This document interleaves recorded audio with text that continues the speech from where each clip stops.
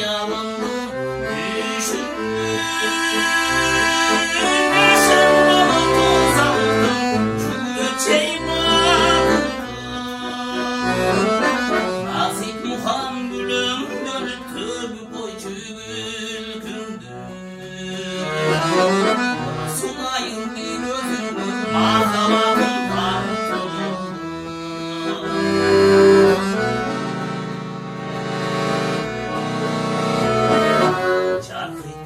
Sen istesen cartalan yayla,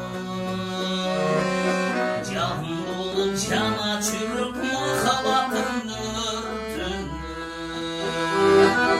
azdırasın can dilimdi akayınday yuvayla yolda kıyamda terzengi öpüldü.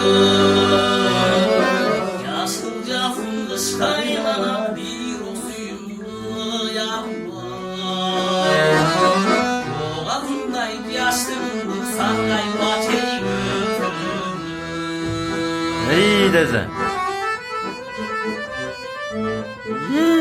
Eyvallah geldi.